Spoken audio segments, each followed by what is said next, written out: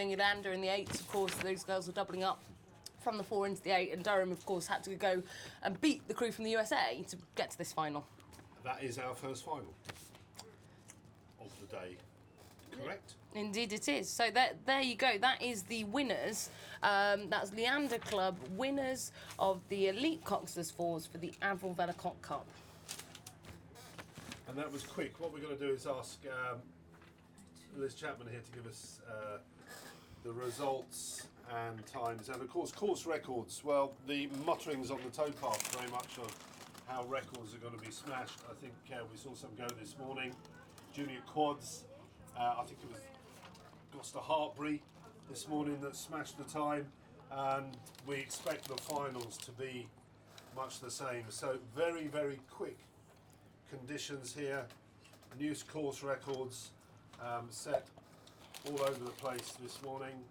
Academic 8s was 4:55, now 4:48. Well, that makes a hole, doesn't it? Looking down here, senior 4 was 5:03. Headington schoolgirl crew, yes, went down the track in 4:55. Tideway Scullers School 4:57. I saw a bunch of Tideway Scullers fans in Henley earlier, getting some provisions. They'd cycled all the way down from London, got here to support their crew and their club mates, and they've got 2 through to the final. So really looking forward to this afternoon's finals. Are you, Camilla? Yeah, absolutely. And what you say about Tideway Scullers there, I know Kieran Clark, who sort of runs their women's programme, will be very pleased. He'd entered a sort of deluge of crews in red and yellow across all the events, both club and senior. And, you know, I'd had my eye on that senior quadruple scull that we were talking about that just beat Edinburgh University in that fantastic race in the semi-final earlier today. And I think that will be a fantastic race to look forward to later. And they've also got a very good Club 8, actually, in the intermediate Club 8s contesting the final as well. So, yeah, plenty to look forward to, not just with Tideway Scullers School, as I say, but plenty of other crews here across the course of this afternoon. And that's commitment, isn't it? Those young girls cycling down from London this morning. Absolutely. What a day for it, though, to be fair. I don't know whether they've been doing the same if it was chucking it down with rain. But there are genuinely so many wonderful people at this regatta. I was just talking to an old chap there having a bit of lunch, and he comes every year. I was talking to a lady with her mum. They come every year. And I helped Grandma to the disabled loo, so I got my good points. Well done me. Good Samaritan award. Good Samaritan Pat award. on the back. Yes. Yeah. Absolutely. Straight, I didn't know I had any. Right, who have we got here on the start? So this should be the elite lightweight double sculls, and we've got the Cambridge and Oxford Brookes composite on the near side of your screens on the Berkshire station, and we've got Leicester Rowing Club on the far side. Great to see Leicester up here on the start of an elite event. A crew that you probably would, a club that you probably wouldn't associate with producing elite finalists. No, I spotted their name earlier on in this regatta, and brilliant. They've got through to the final. Well, of course, they've just they produced Johnny Walton, who has just won today at the second World Cup in the senior men's quadruple scull. So, you know, I shouldn't sell them too short. You know, they're obviously a good breeding ground at club level in the Midlands there, East Midlands, for good talent coming through, and this elite lightweight double scull no exception. So it'll be interesting to see, though, this near side double scull, Mackie and Grant, so a composite, and I think probably a composite that might be racing potentially at senior level in the future. It'd be good to keep an eye on. I know that Mackie in the bow seat there, Imogen, was in the lightweight double scull for FISU last year, so the World University Championships, so she's very used to sitting on the start line of high quality events like this. Ask Lizzie here, did we get a result in time for that last race? We did. We did, so it was a win for Leander Club. The distance was 2 lengths and the time was 5 minutes and 2 seconds, which was a course record? No. Or not? No. Oh, so all that talk about course records, Leander didn't manage it on that occasion. 2 seconds off. Off the start. They're off. So this event is elite double skull, lightweight double sculls even, and this will be for the Haslam Trophy. Is it not the pair? Does the pair already go? No, this is double sculls, and oh gosh, a bit of steering warning there for the composite crew, who, if you look from the drone, the direction that they're taking is not their own. A bit of a mishap there, the umpire really having to ward them over to their own station. And they've had to make a really heavy adjustment there that's put them right back into the booms. You'll be able to see, look from the line, from that drone angle, you can really see that they're both shifting back over to this near side spectator station here on the Berkshire Bank. The reason we're looking all a little bit puzzled at you is we've jumped a race there. So race 352 has not, that's Banks Rowing Club from Australia. Yes. And Hence me asking. and Imperial College. Sorry, I jumped They're it because not- I knew no, I knew you're- the near side double, so I just sort of assumed that it was the next race. But Yeah. you're absolutely I right, mean, we've missed a the race. clue was it was a double skull. And they're making their way down to our commentary position now as we look down. Steering, as you would imagine, is absolutely immaculate.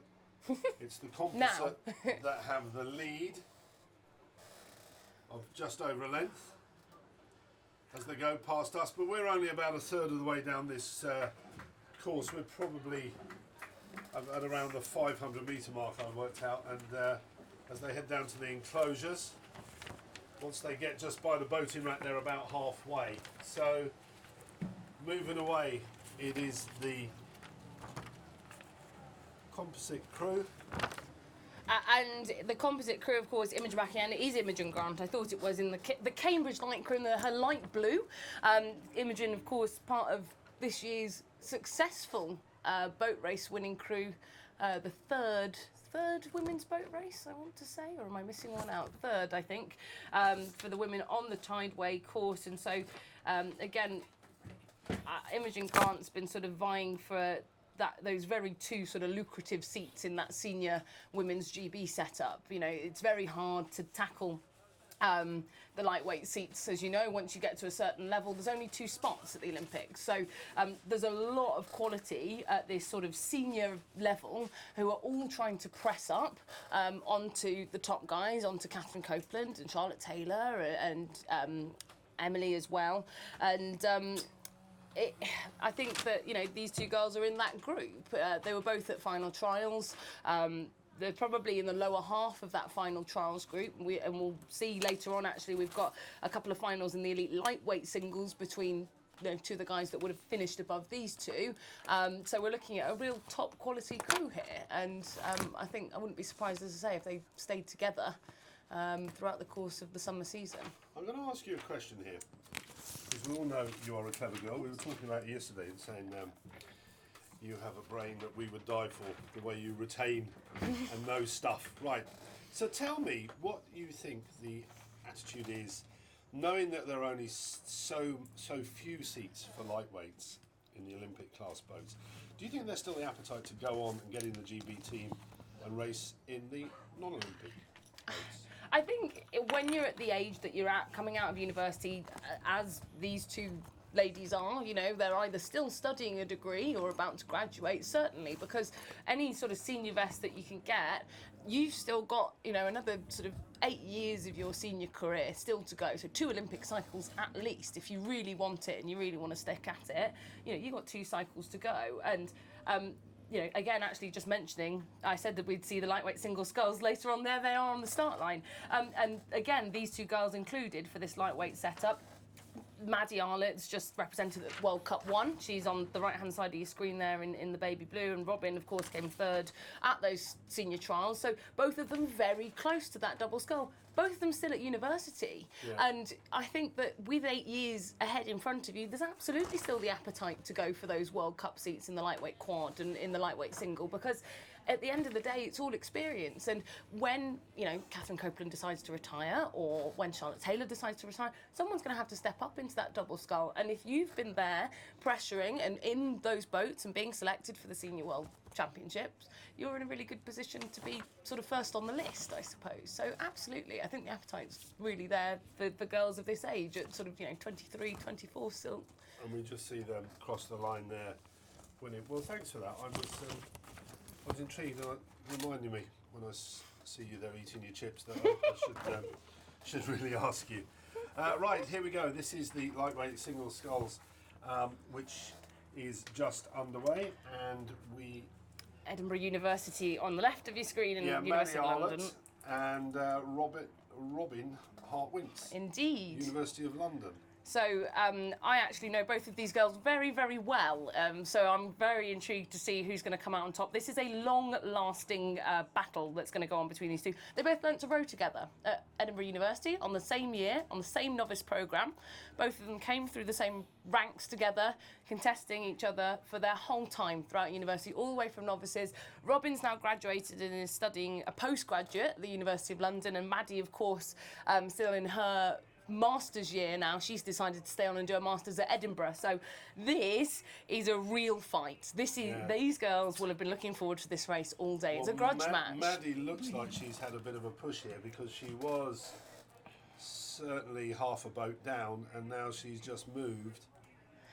Wow, that's interesting because Robin came out better, as I already mentioned actually, that she came out better on top at the senior trials. She came third behind Catherine Copeland and Charlotte Taylor.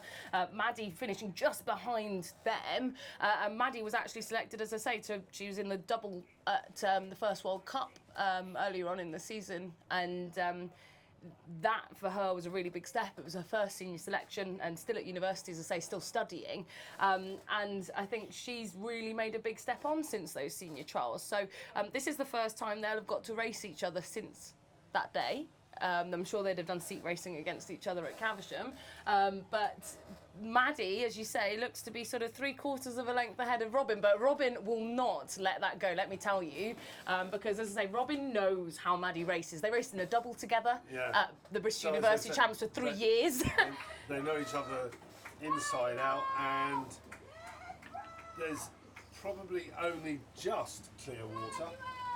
But as I say, Robin will not let that sit. And in single sculls, I love this because the result we're saying right now and how we're seeing it right now will not stay the same the whole way down the course because singles just change so quickly. You know, it's really hard to hold the same speed because you're just dramatically changing the way that you're going about things, and you have the power to just do what you want, really. You don't need the sort of stipulated race plan that a whole crew might require. And you know, Maddie now will be thinking, right, I need to break Robin. I need to break that clear water so that she thinks that she's lost it in her head. And yeah, she still has that same lead as when they passed us. They're heading now down towards the enclosures where the boat tents are, and then where the boating area is, which is about the halfway point.